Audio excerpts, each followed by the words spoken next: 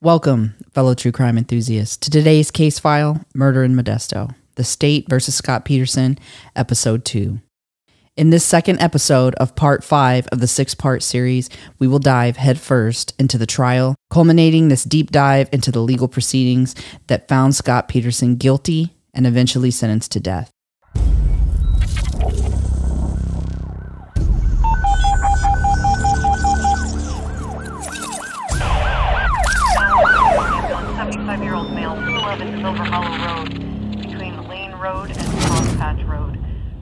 Welcome to Body of Crime, your go-to true crime podcast, where we plunge headfirst into the gripping world of criminal mysteries. Join your hosts, Jose Medina, Crystal Garcia, and Alicia Anaya, as we deliver the full stories, immersing you in the heart of each case. With spine-chilling cases, in-depth analysis, captivating interviews, and a comprehensive examination of the evidence, embark on a thrilling journey with us as we explore bone-chilling cases from around the globe. Whether you're a seasoned true crime enthusiast or a fresh face in the genre, we guarantee to keep you on the edge of your seat. So put on your detective hat, grab your notepad, and get ready to dive into the thrilling world of Body of Crime.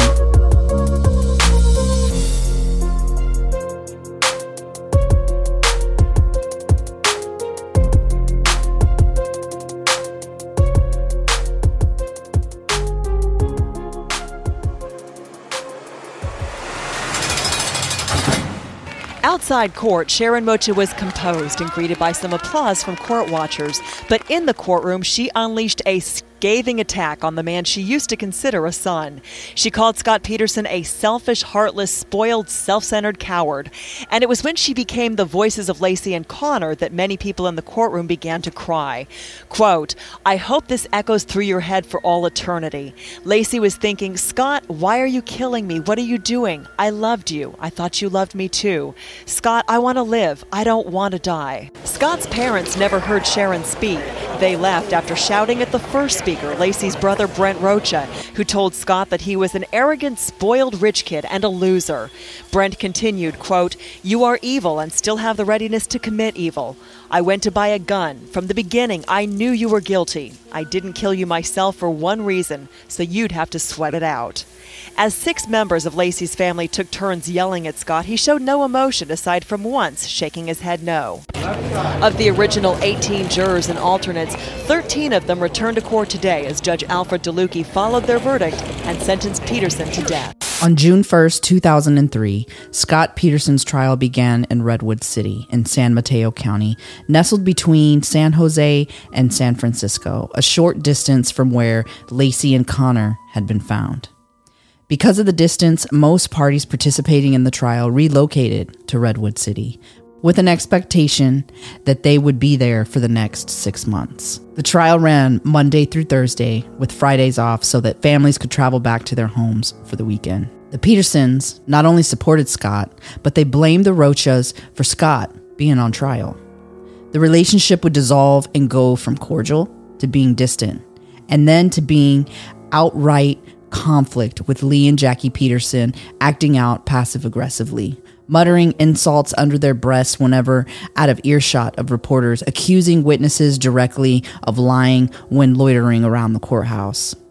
The judge began to lose patience with both families and at one point removed them from their assigned seats in the front of the court when Lee Peterson threatened Brent Rocha, Lacey's brother, with his wife's oxygen tank. Jackie had been suffering lifelong breathing difficulties, and she had to use an oxygen tank to breathe everywhere she went.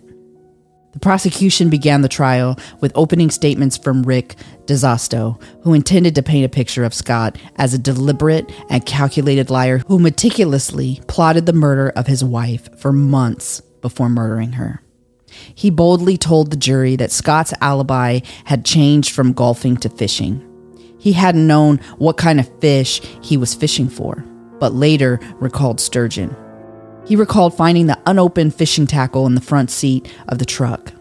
He would lie about having a girlfriend, but the biggest lie yet was that he had not murdered his wife. He had coldly pretended to search for her, knowing where she was the entire time. and she would eventually be found in the same bay where he had said he had gone fishing on the day that she disappeared. DeSosto would make a mistake. He would claim that Scott was wrong about the Martha Stewart episode that he claimed to have watched with Lacey the morning that she disappeared. It had turned out that the detectives had not watched the entire episode and had missed the part of the show where she did speak about making meringue cookies.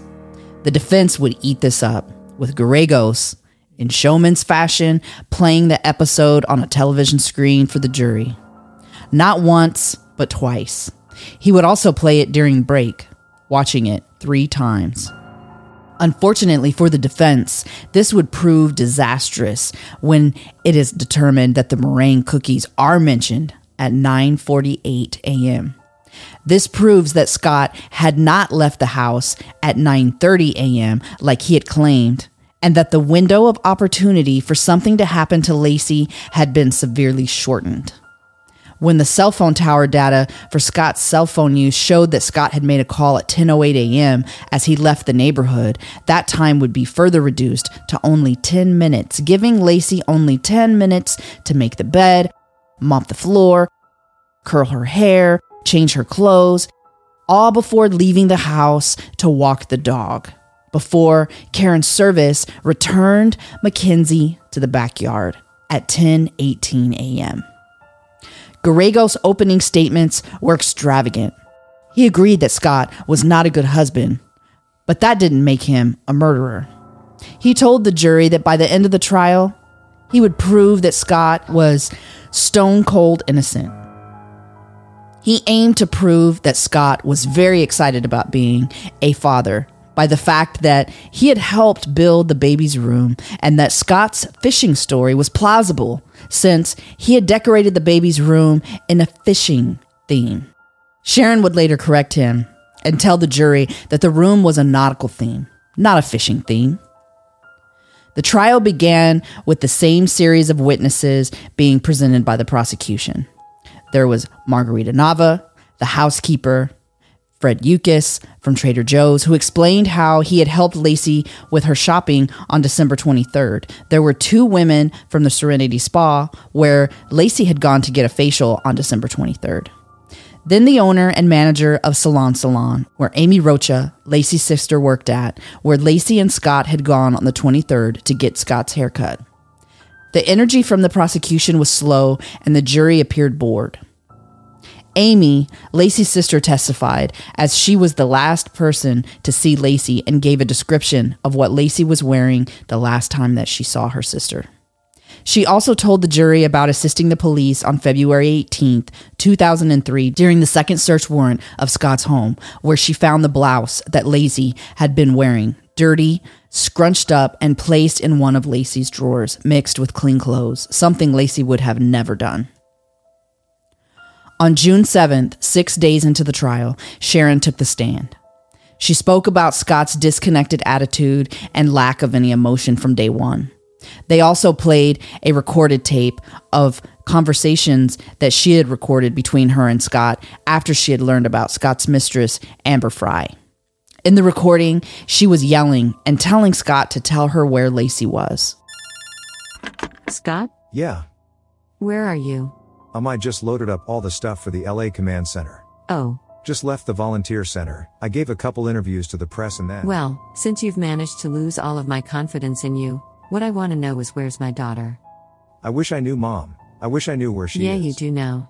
You do know where she is, and I want you to tell me, where is Lacey and her baby? Where did you put them? Where is my wife and our child? I don't know. You killed my daughter, didn't you? No, I didn't, Mom. Yes, you did, Scott. And I want to know. Just let me bring my daughter home, okay? That's all I want. I don't want anything else from you. I want you to tell me where my daughter is. I want to be able to bury my daughter. Now would you tell me where she is? Don't know where she is. I want my wife... Stop lying. I'm tired of your lies. You have looked me in the eye for weeks and been lying to me. You've looked me in the eye for years and been lying to me and to Lacey. Now where is she? If I wish I knew. You don't know. Stop lying. For once in your life, take some responsibility and tell the goddamn truth. Where is my daughter? I want her home, Mom. Shut up. Don't tell me such stupid things. You tell me where she is. Where'd you put her? Scott, tell me where she is. I'm sorry. And you can run away. You can go do whatever the fuck you want. But you tell me where my daughter is. I'm sorry. I have every right to know where you put Lacey. We all have a right to know where Quit Lacey... lying to me. Don't bullshit me. You tell me where she is. We all want her home. Shut up. You are such a fucking liar. You make me sick, Scott. Where is Lacey? Tell me where Lacey is. I want to be able to bury my daughter. Now tell me what you did with her. I want her and our child home. Shut up. You're disgusting. Do you know there's not a person in this town who wants to see your face? Now you tell me where she is and then you can get the hell out of here. Tell me where she is. I want my daughter, Scott. That's all I want from you. I don't care what happens to you. Mom, we all want her back. Oh God, you're disgusting. Do you have anything to say to him? If you've got anything left in you, Scott, you better tell us where she is. I wish I knew Ron. We all want her back. No, the police are gonna be seeing you before long, Scott, and your world is crumbling. My world is done without Lacey and my child. We all want her back, and I'm sorry that you guys feel I had something to do with it, but the only important thing is getting her back. Scott, I don't know how you can just keep saying. We've seen pictures, we've seen other things, so you're in trouble. We want her back. We all want her back, there's no question to that. We need to find her and Connor. I've had enough of this, I don't want to talk to you anymore. You tell us where Lacey is. Scott denied knowing, but was unemotional in his responses. Brent Rocha, Lacey's brother, testified that Scott was having trouble at work. Rose, Brent's wife, would testify to hearing Scott make a statement in December of 2001 at a time when he and Lacey were trying for a baby that he had been hoping for infertility. Sandy Reichard spoke about how Scott had shown her his hands on the day of Lacey's disappearance, stating that he would not be surprised if investigators found blood in his truck because he had cut his hands as he usually does. He showed her the cuts on the back of his hands. Desastos would later claim that those cuts were scratches from Lacey fighting her attacker off, who may have attempted to strangle her. Ron Gransky, Lacey's stepdad, recalled how he had been surprised to hear that Scott had gone fishing at almost 1 o'clock p.m. when most fishermen are done fishing in the early morning. When Ron had made the comment in front of the police, Scott had walked away and they had never spoke again. Gallegos would call out Ron for going fishing on the same day as Scott, insinuating that it was normal behavior. Ron was an avid fisherman and fished multiple times a week. Scott had been fishing once with Ron since they had lived in Modesto. Gwen Kimple, Sharon's cousin, shared much of the same, and then her husband, Harvey Kimple, brought a chuckle out of the jury when he said that he had seen Scott get madder for burning chicken during a barbecue than he had seen during Lacey's disappearance. He also talked about following Scott twice early in the search for Lacey when he had seen Scott drive off in a direction opposite of where he was actually going. Both times, Scott had claimed to be handing out flyers, but instead, he had followed Scott to the mall, where he had parked, sat for an hour, never handing out any flyers. The second time, he had followed him to the country club, where Scott's parents had purchased him a $20,000 membership. Instead of searching for Lacey, he had gone golfing. Karen Service, the neighbor that had returned Mackenzie, Scott's dog, back to the backyard with his leash on, recalled that it was about 10:18 a.m. when she had brought the dog back into the yard and had not seen anything that looked out of place. Amy Krigbaum repeated her testimony from the preliminary hearing that Scott's story had been that he had gone golfing that morning and now couldn't find his wife. Susie Aquino, Sharon's sister, recalled being at Scott's house when the two police officers told Scott that a witness had seen Lacey crossing a footbridge.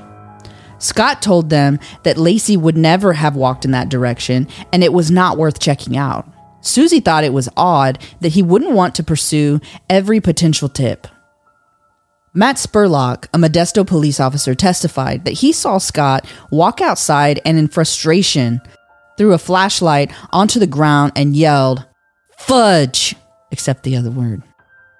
Obviously overwhelmed at the number of questions that were being asked of him. Gallegos moved to strike it from the testimony since they had not been given advance notice of the testimony. The judge refused, and Gallegos asked for another mistrial. Philip Williams from Motherhood Maternity testified to the pants that Laci was wearing when her torso was found. On June 17th, juror number 5 had an exchange with Brent Rocha, Laci's brother, as they came through the metal detectors. A news camera captured the video, but no audio of the exchange, and the media attempted to read their lips to determine what was said. The media thought juror number 5 had said, "You're going to lose today." What was actually said was, "I'm getting in the way of you being in the news tonight." 2 days later, juror number 5 was removed from the jury. Juror number 5 would be identified as Justin Falconer, who would engage with the media and state that the case against Scott was weak, that pregnant women are crazy, and that the prosecution's case didn't stand a chance. There had only been 3 weeks of testimony, and he hadn't heard the most damning parts of the trial yet. Between June 22nd and June 29th, Detective Brocchini took the stand. Gallegos tore into his investigation during cross-examination. Brocchini took responsibility for not watching the entire Martha Stewart show, which Gallegos was using to say that his entire investigation had been just as sloppy and unprofessional.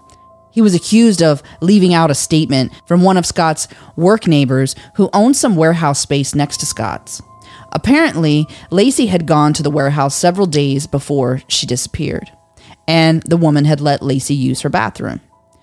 They were using this visit as an explanation for how Laci's hair may have ended up on the bottom of the boat. Brocchini was also accused of not following up on important tips, but he explained that there had been thousands of tips and that it would have been impossible due to the manpower constraints to follow up on every single one, and that all credible tips had been pursued.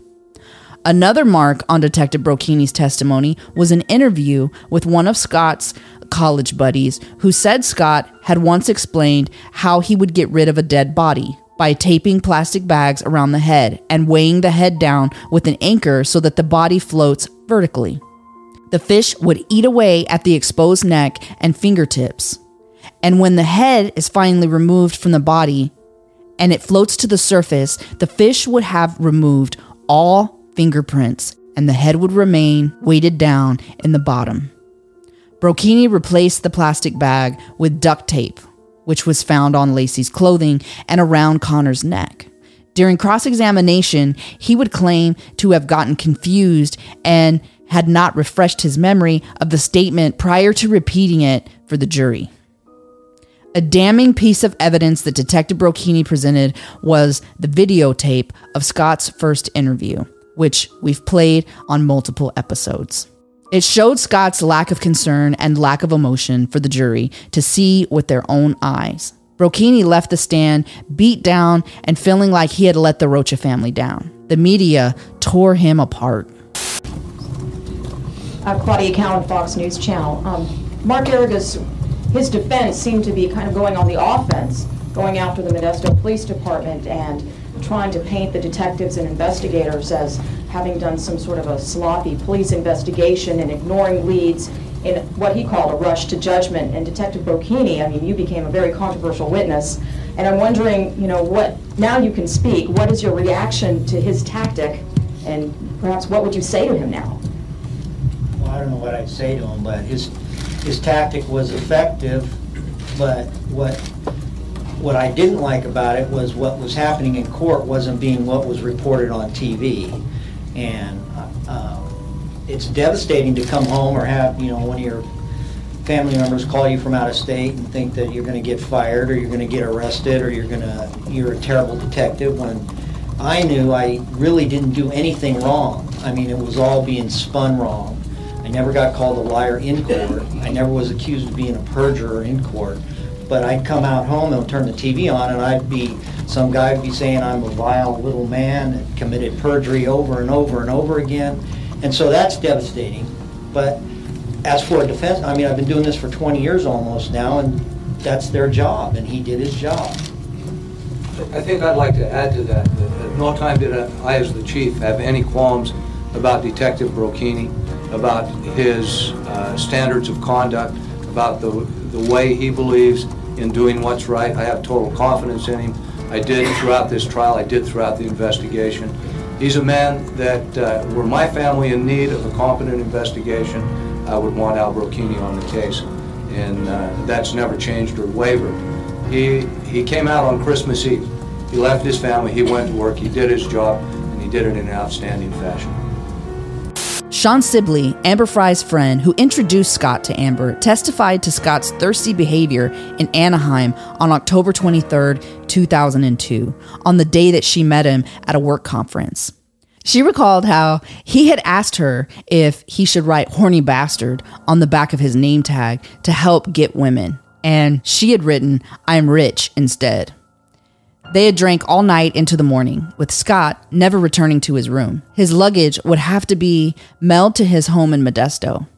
Sean also recalled how she had learned about Scott being married and had confronted him on December 6, 2002.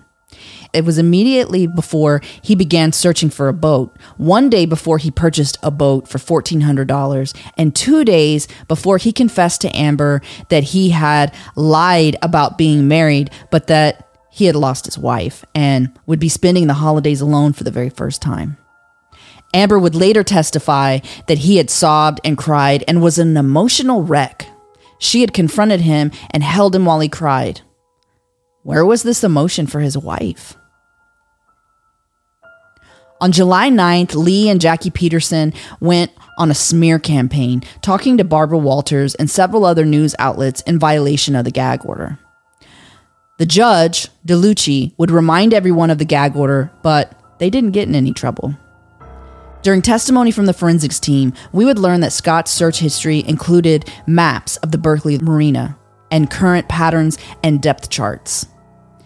He had also searched information on how to beat a lie detector test.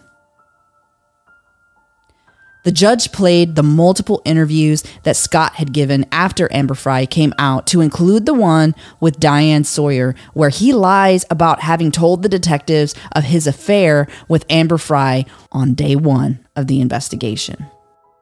Why were you doing it? I can't answer. I don't know. Were you in love with her? No. I'd have to say that I respect her, and as I imagine everyone does after seeing her come out and do the press conference. An amazing character she has. Was this the first time? Are there others out there? No. There's no one else who can come forward? No. You know, our romantic relationship, and that is it's inappropriate. It was inappropriate, and I owe a tremendous apology to everyone, obviously including Amber and her family and her friends and our families. It should have been brought forth by me immediately, the romantic relationship. Had you told anyone? Did you tell police? Told the police immediately. When? That was the first night we were together. The police, I spent with the police. You told them about her? Yeah, from December 24th on. Did your wife find out about it? I told my wife.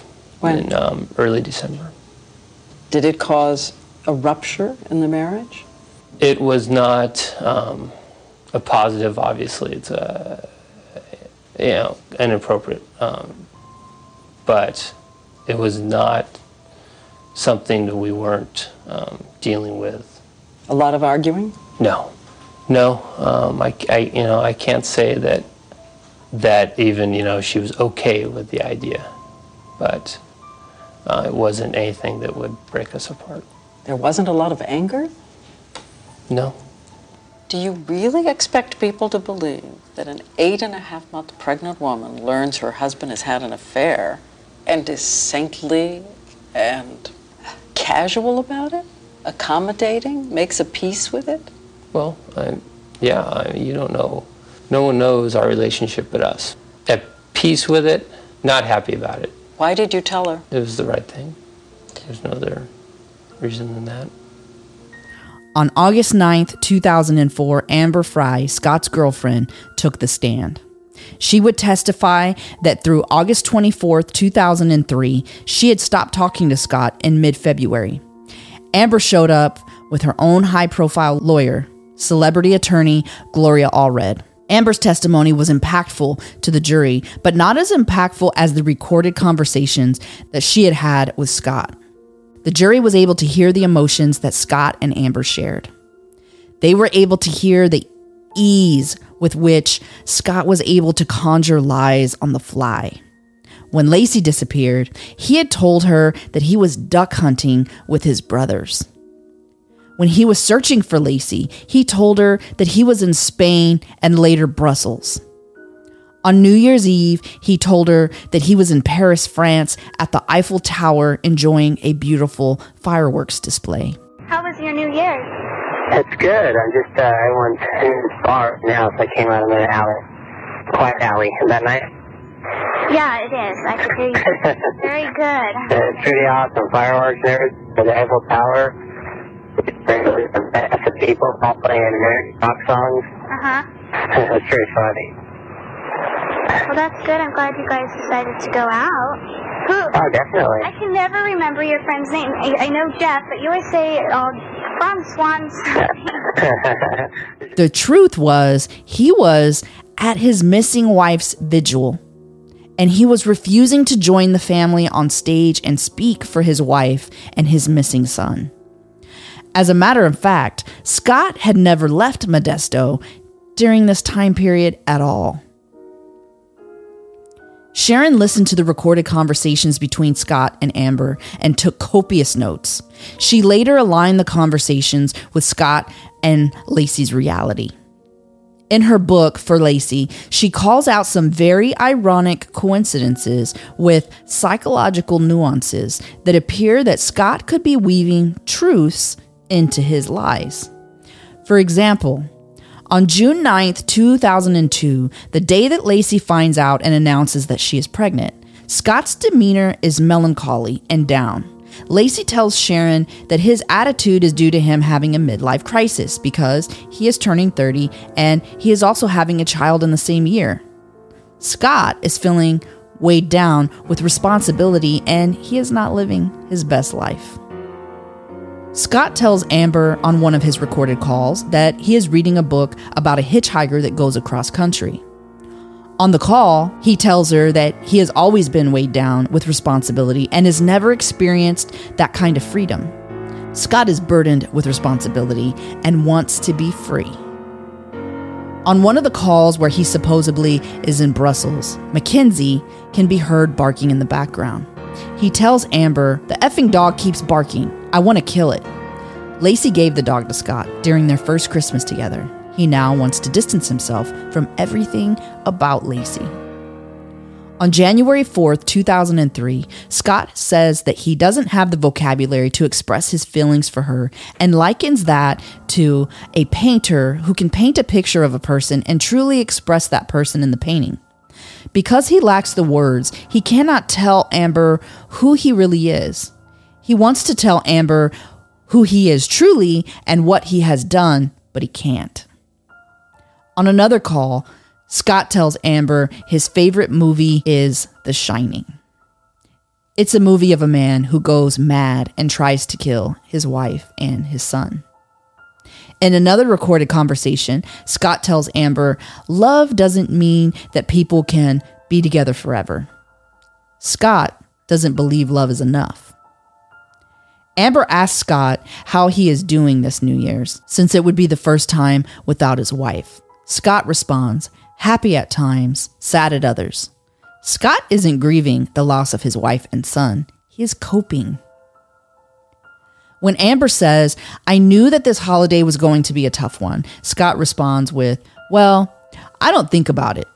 Scott is blocking Lacey and Connor's existence from his reality. The only thing keeping him tied to Lacey now is the investigation. On January 6, 2003, Scott interprets a poem from Amber reading, my hands around your waist, you know, like the anchors for people. Is Scott subliminally thinking about what he's done to Lacey and feeling unconscious guilt? When talking to Amber about the burglary at the Medinas and stating that it may be a possible lead in the case, he says, across from the house where she disappeared, there was a robbery. Scott doesn't say our house. He He also implies that she disappeared from the house and not the park. Another subliminal slip-up. On January 7th, 2003, after searching the house and warehouse, Amber asks if the detectives had found anything, and his response is no. Otherwise, I wouldn't be, free. Why does Scott think that finding something would implicate him and not some other bad actor? Does he know that anything found will point directly to him? On February 8th, 2003, Scott tells Amber, "You know all the answers to all the things you want to know," in response to her constant questioning and quizzing him for facts. Is this a soft confession? When Detective Craig Grogan took the stand, rumors started circulating that the prosecution might be in trouble since Dave Harris, who had been doing all of the questioning, was replaced by Bridget Flatiger. Truth was, Harris had gotten sick, and since Bridget had been prepping the witnesses, she was the best person to fill in. He was on the stand for 8 days. Craig shared how big the case had gotten. There were 42,000 pages of discovery, 10,000 tips, 115 audio tapes, 193 sightings of Lacey in 26 states, Canada, France, Italy, and even the Virgin Islands. 300 officers had been involved in the case. 90 separate agencies had participated.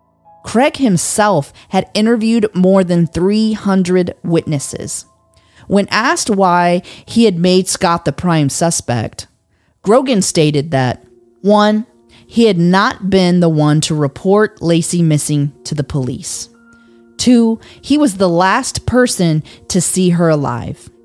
3, his alibi changed multiple times and didn't make any sense. 4, he went fishing in the bay but left his fishing tackle in the truck unopened. 5, the bodies turned up in the bay where he said he had been. One of Grogan's callouts was that Scott had never inquired about any of their searches. After Lacey and Connor were found, before they had been identified, Scott never called to see if it was Lacey and Connor. When asked why the search had turned to the Berkeley Marina, Grogan had a list of 41 reasons. And this is what they included. The ticket Scott handed over the day that he had gone to the Berkeley Marina, putting him on the scene. The gas receipt for $12 of gas that Scott stopped to get on the way home from the Berkeley Marina, a small amount of gas considering he was running late for dinner. The cell phone towers pinged him at the marina. The dogs tracked in the direction of the marina, and on site at the marina had indicated a presence of Lacey around the launch site where Scott had launched his boat. Scott had taken the tarp to the marina, wrapping the pool umbrellas. It was later found covered in fertilizer. Scott had stated and claimed to be at the marina.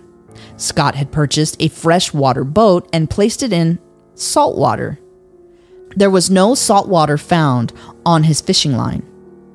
His fishing tackle mostly remained unopened and in the front seat of his truck. He went through the trouble of making a makeshift anchor instead of spending $30 to purchase one after buying an expensive boat. During a wiretap call, he had let out a whistle of relief when the divers in the marina had found a large anchor and it had not been Lacey's body. You have one unheard message. First message. Hi, Scott. This is Mom. It's about 1:45. Just wanted to know, I just got a call from Ron Cloward. He's at the marina, and it was a boat anchor. Of course, we knew it wasn't Lacey, but I just wanted you to know. I'm going to call your house in case you don't get this message first. Bye. Message erased. Scott had rented multiple rental cars and drove to the marina on several occasions without engaging the divers or the investigators. He would remain on site to see where they were searching and then leave. Scott's alibi switched between golfing and the marina. Scott told Amy that he would be golfing the next day and changed plans unexpectedly. The boat was a secret that no one in the Rocha or Peterson family knew about. Scott loaded the pool umbrellas in the morning to take to the warehouse, took them all the way to the marina, and then returned them to his house and placed them back in the backyard.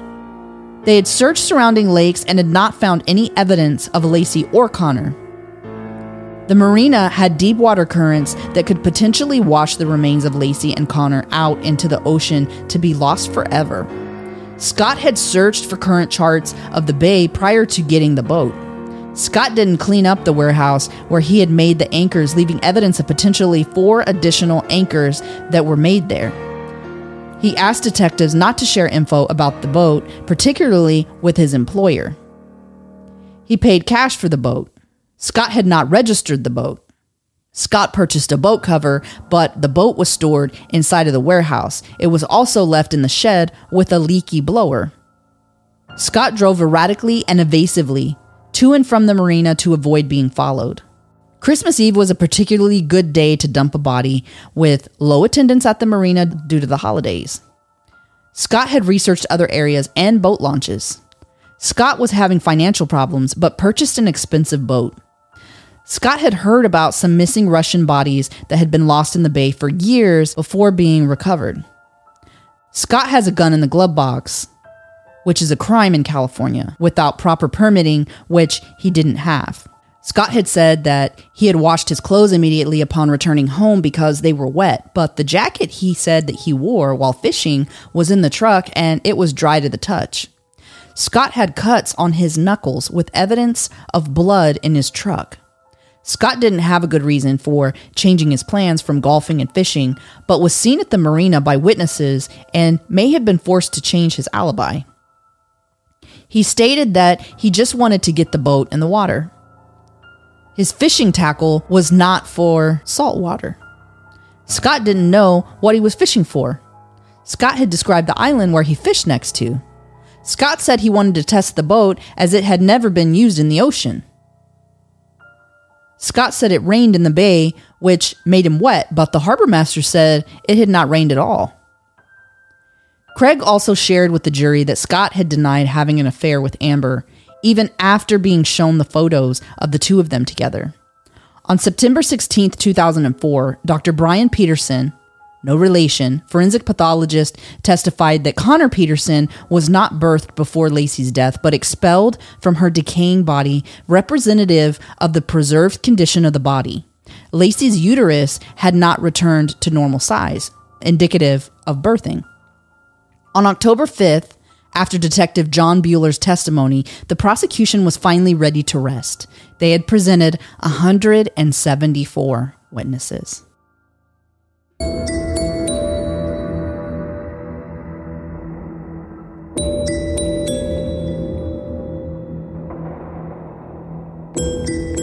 Wow. So let's start off first with the relationship of the Petersons and the Rochas, because right off the back, you start to see the animosity building in the Petersons.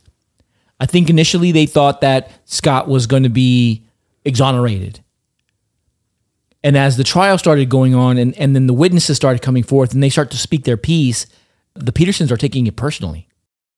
I've kind of asked myself a question a few times, and that is whether or not he openly admitted to anybody in his family what he had done. And if anybody in his family actually, truthfully believes that he's innocent. There was a phone call from Jackie Peterson to her son that was recorded on the wiretap that says, there was a time when I was told to deny, and I encourage you to also deny, not just to the reporters and not just to law enforcement, but to family members. You need their support. Scott doesn't come from a family with values around the truth. Right. Not only that, but Scott's father, in the past, he had changed his name in order to avoid debt collectors when he wasn't paying his bills. So the family is not above lying about who they are and what they're about. So it's almost like instinctual of their... Yeah. Even when they present the evidence of Scott's affair with Amber, his father tries to make excuses for him. Oh, he must have been drunk. Oh, it must have been a one-night stand. And even Jackie will say, it was just a one-night stand. which is in alignment with their family values of not being truthful. And I think this is important because there is animosity building between them as their lies are unraveling and they're seeing their son kind of spiral further and further down the rabbit hole of the truth. I think they're becoming frustrated. They're being called out. The reason that I was thinking about that is mentally trying to put yourself in each family's position to understand maybe where they're coming from. And so in a case where you truly believe that that family member is innocent, if you feel like the spouse's family has completely turned and is almost advocating against them, I can see where you might be like, I ain't giving you nothing. I can see where you might be like, I don't want nothing to do with you. I don't want you around. Like, I can see where that can happen in that case where you truly do believe that that person is innocent. And I really have a hard time after looking at all the evidence and looking at the testimony and all of that in believing highly more likely that he was guilty as opposed to innocent, even for a family member. It's very easy, though, for families to become blind to the truth, especially when part of them psychologically wants to believe their child. Family members are going to give their family members the benefit of the doubt a lot more than anybody else, even when the evidence shows that it's more likely that they did it. And I think Jackie and Lee Peterson don't care. They don't care whether he did it or not. They don't want their son to go to jail. From what I've seen, it becomes a very selfish plight for them. Yeah, it does. The whole family. Yeah. And in no way, shape, or form does it even come off as them even caring that she's gone, that she's murdered. Yeah. And this was supposed to be a member of their family now. Right. And so if you think about the very base of, psychology, when you're talking about like self-preservation, I believe that in a situation where one person's fighting for justice of the other and one person's fighting for the life of the other, that there's going to be a line drawn in the sand. And some people are going to straddle it. Some people are going to stay on one side and some people are going to stay on the other side. And sometimes people change sides when they start learning certain things. And I don't feel like that happened for either of these families, minus when the information came out about Amber Fry, because I believe that the Rochas were honestly trying to be supportive of Scott, even though there was things that were making them think twice. I think that they were being very supportive until they had evidence otherwise. Right. I agree with that. I will say at the beginning of the prosecution's case, the jury felt that the prosecution was struggling. They were struggling to present their case. DeSastos did a terrible job. He was very boring. His voice was very monotone. They didn't enjoy him talking, where as opposed to Gallegos he was showy and he was exciting and his voice was booming and he would crack jokes. And so they found him a lot more entertaining. And so at first, that's probably why when juror number 7 was dismissed, why he was like, the prosecution has no case. He'd been 3 weeks into the trial and they were still looking at DeSastos as being a disaster. The press actually made the mistake of actually calling him that, writing his name that way in the newspaper, because he was struggling to really communicate what they were going to prove.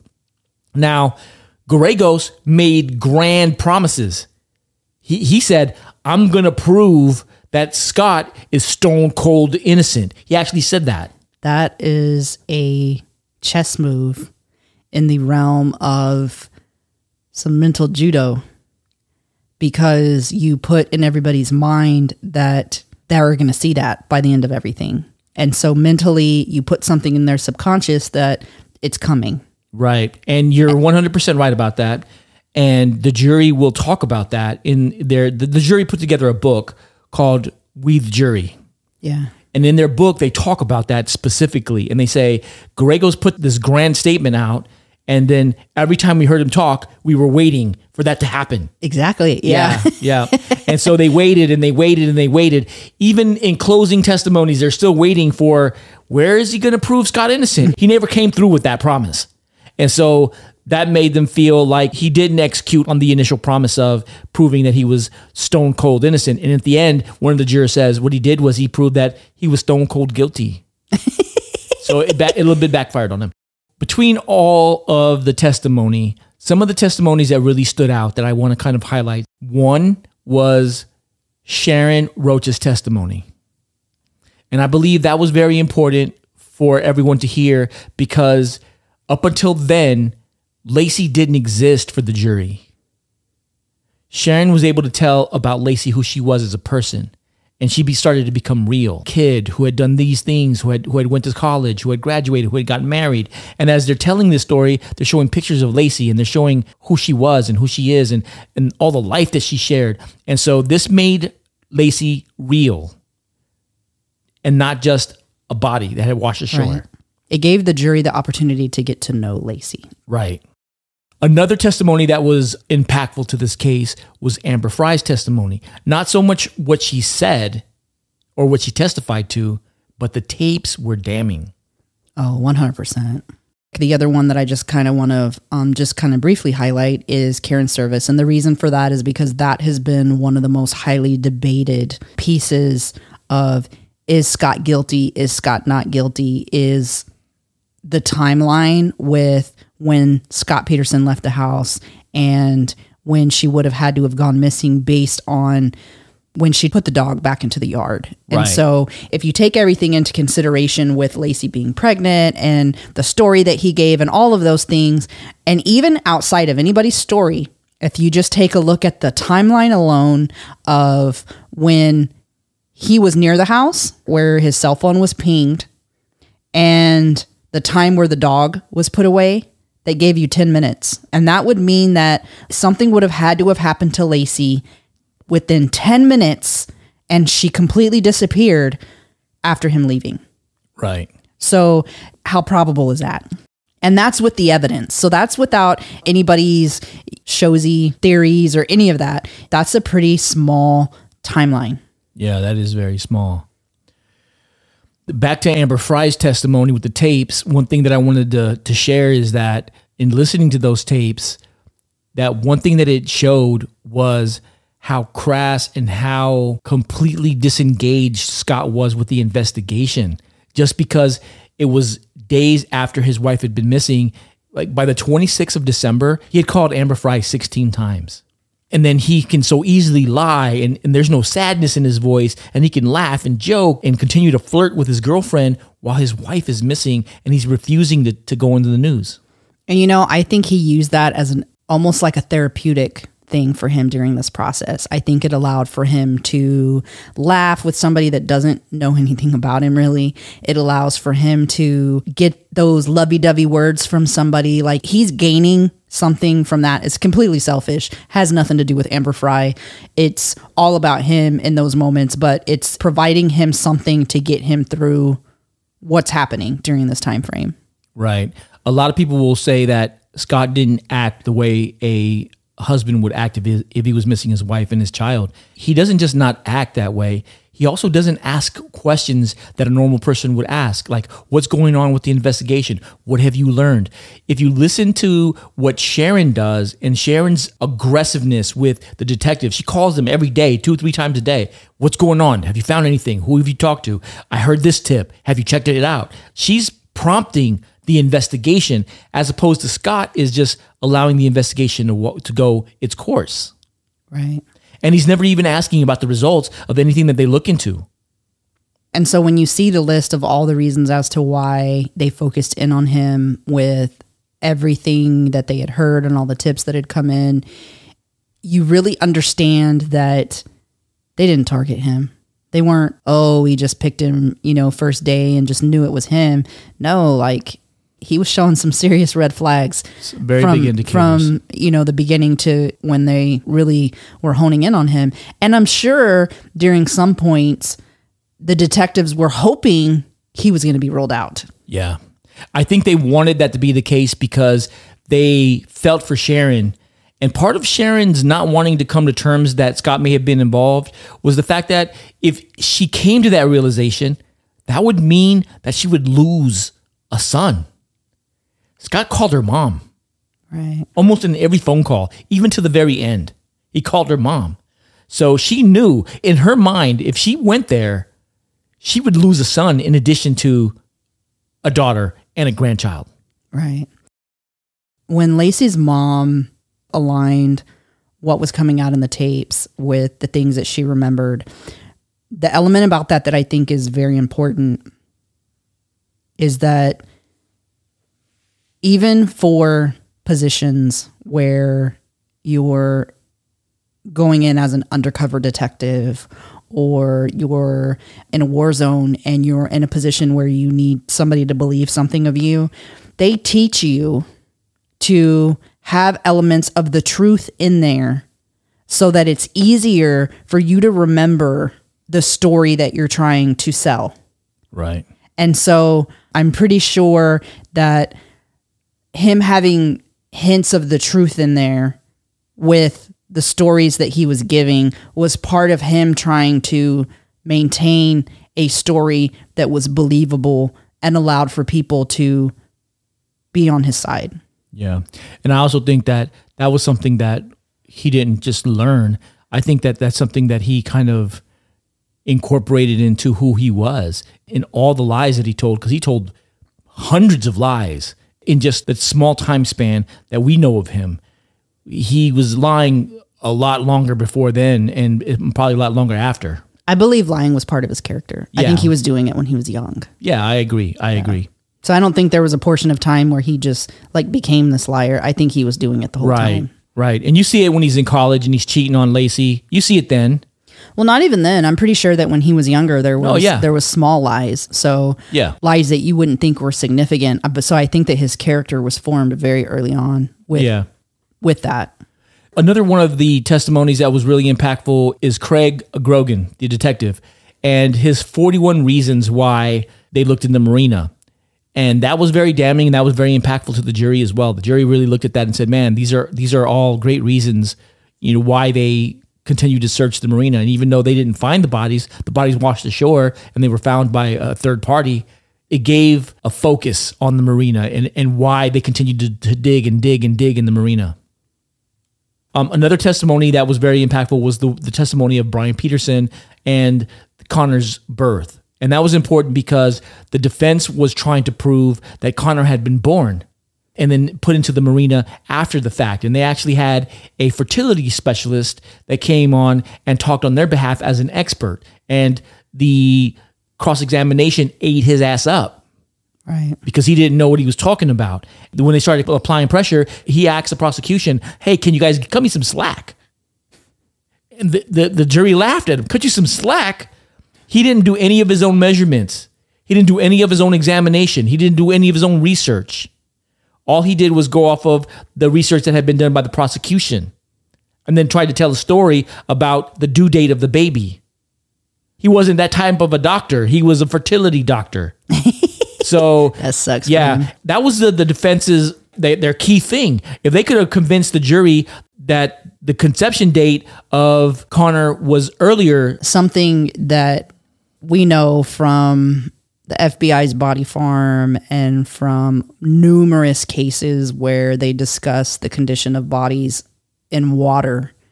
So water can accelerate the decomposition of a body, but that can change if the body is placed in anything or if it's in something like a vehicle. It can protect the body enough to slow the decaying process. And sometimes even 40, 50 years later, they can have a very preserved body. And so I say that because it's not unreasonable and 100% likely that if a pregnant woman is placed in water and as her body's decaying or her body's decomposing, that the baby's protected. It's inside of something. And so the baby's not going to be released from the body until the body is decomposed to a point to where the baby is released. So right. That's called a coffin birth. Right. Now, the other piece of information that really pushed hard on the jury was the forensics testimony where they showed the pictures of Lacey and Connor. And that picture would also be displayed during closing arguments. It would be a picture of Lacey when she was alive, and then a picture of Lacey's body when it was found. And that would be the last picture that the jury would see as they were going into deliberations. And I'll tell you that in almost 100% of cases, and probably likely 100% of them, there is always a struggle between both sides of what photos to allow the jury to see and what photos not to allow them to see. And that will be a big struggle. And the reason is because when you learn all about somebody, so you learn all about Lacey, it humanizes her, you get to know her, you get to know the kind of person that she was, and you know that she doesn't deserve this. Then to see a picture of what she looks like based on what somebody's done to her, it's a very critical chess move. And so anytime that the defense is trying to have things thrown out, you will always see that they're trying to have very gruesome pictures thrown out, or pictures that make their case harder because now it places this, the devil horns on the person's head. Like, right. You're a despicable person. How could you do this? Right. One of the things that the jury had stated was that they continued to look for emotions from Scott. They continued to look to see if Scott had any type of an emotion. Scott never shed a tear when they showed the body of Connor Peterson. Never shed a tear when he showed the remains of Lacey. Never reacted in any kind of way, in any type of an emotional way throughout the entire trial to anything that anybody said, to anything anybody did. He just sat there stoic with his deadpan stare, and that's how he sat for the 6 months of the trial. People do respond in different ways to things that they experience, and that is 100% normal. But your body physically has certain reactions when you experience things, and those are very difficult to mask. And so if he was having any type of emotional reaction, something should have been seen. He should have been, moving around in some way, or getting uncomfortable, maybe getting sick. Like, there's so many different things that could have occurred beyond him crying, and none of those happened. So it wasn't just that was like the one thing that they were looking for and expecting. Nothing like that occurred that was any type of response to what happened to his wife and son. And even if you're on trial for the murder of somebody whose life you didn't take, so if indeed he was innocent and he was sitting in the trial and listening to all this information, telling himself like, I'm innocent, you're still definitely going to have an emotional reaction. Even more so if you're being wrongfully convicted as well. Right. As we close out the prosecution's case in Lacey and Peterson's trial, we learned that although the prosecution team started off very slow and with very low confidence, we find that as it begins to culminate and it begins to pick up steam, the jury begins to sway away from the defense and more towards the prosecution. In our next episode, we'll be covering the defense and the sentencing, and it's not something that you're going to want to miss.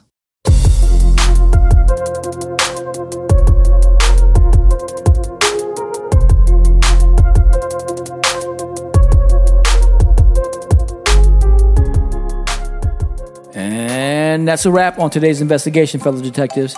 If you found this episode both enlightening and captivating, then please subscribe to our podcast show and our Patreon. Leave a review and hit that like button. Share our podcast with others and engage with us on our website and social media platforms. You can find us on all major podcast platforms as well as our website at www.bodyofcrimepodcast.com, where you can access all of our episodes and bonus content, including valuable resources. By expanding our community, we believe we can make a greater impact in our pursuit of truth and in shedding light on crucial cases. If there's a case that you'd like for us to cover or a personal story you'd like to share, please don't hesitate and contact us through our website. We always welcome your feedback and suggestions. Until next time, stay sharp, and thank you for tuning in to the Body of Crime podcast. Bye.